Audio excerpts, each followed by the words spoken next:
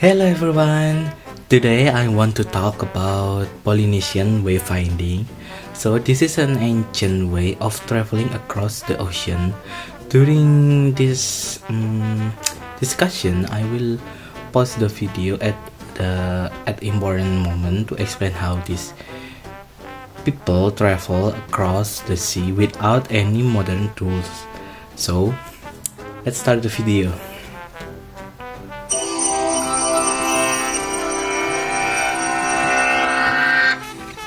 Imagine setting sail from Hawaii in a canoe. Your target is a small island thousands of kilometers away in the middle of the Pacific Ocean. That's a body of water that covers more than 160 million square kilometers, greater than all the land masses on Earth combined. For thousands of years, Polynesian navigators managed voyages like this without the help of modern navigational aids. Ancient Polynesians used the sun, moon, stars, planets, ocean currents, and clouds as guides that allowed them to see the ocean as a series of pathways rather than an obstacle. Their voyages began around 1500 BC, when the people who would settle Polynesia first set sail from Southeast Asia. Early Polynesians eventually settled a vast area of islands spread over 40 million square kilometers of the Pacific Ocean. Some historians believe the voyagers moved from place to place to avoid overpopulation, others that they were driven by war. Voyages became less frequent by around 1300 AD, as Polynesian societies became more rooted in specific locations.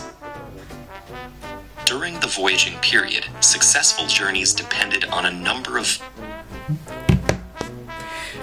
Okay, so as we just heard, the Pacific Ocean is really huge.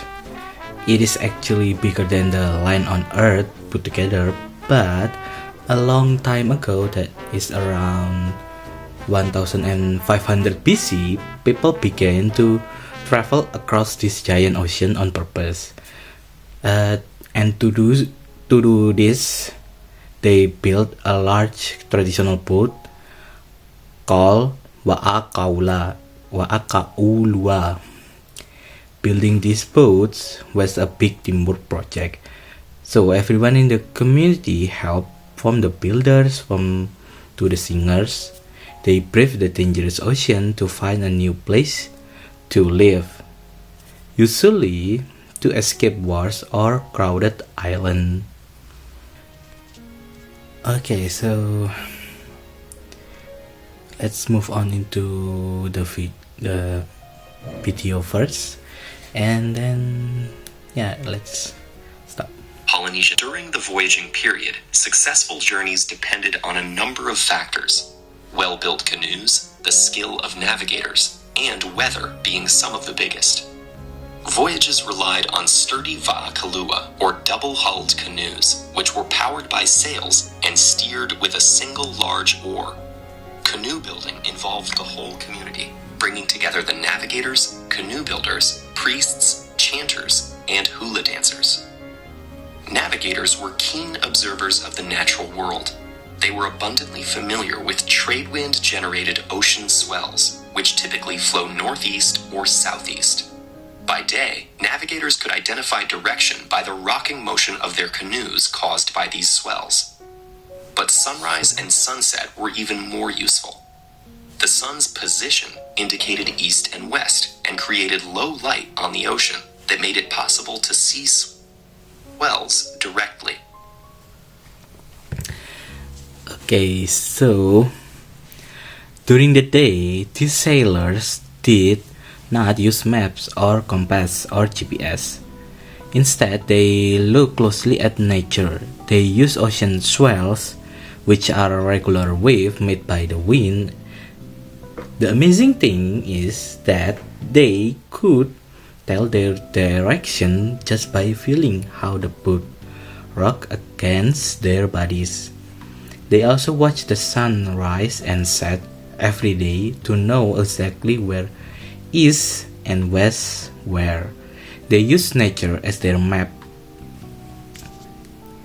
Okay, so let's pause in this minute first. So yeah, let's continue to listening to the audio. At night, navigators used something called a star compass, which wasn't a physical object, but rather a sort of mental map.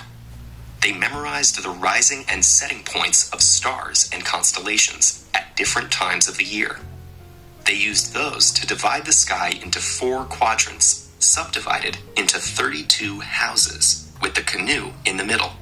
So, for example, when they saw the star Putra Atea rising from the ocean, they knew that to be northeast. They had some other tricks too. The Earth's axis points towards Hokupa'a, or the North Star, so called because it's the one fixed point in the sky as the Earth rotates, and always indicates north. However, it's not visible south of the equator, so navigators there could use a constellation called Neve, or the Southern Cross, and some mental tricks to estimate where south is. For instance, draw a line through these 2 stars, extend it 4.5 times, and draw another line from there to the horizon. That's south. But the sky also contains navigational aids much closer to Earth, the clouds. Besides being useful weather cues, under the right conditions, they can indicate land masses. For instance, the lagoons of Pacific atolls can actually be seen reflected on the underside of clouds, if you know what to look for. And high masses of clouds can indicate mountainous islands. Once navigators neared their destination, other clues such as the flight patterns of birds, floating debris or vegetation, and types of fish in the area helped determine the proximity of land. For example, the Manuoku had a known flight range of 190 kilometers and could be followed back to shore.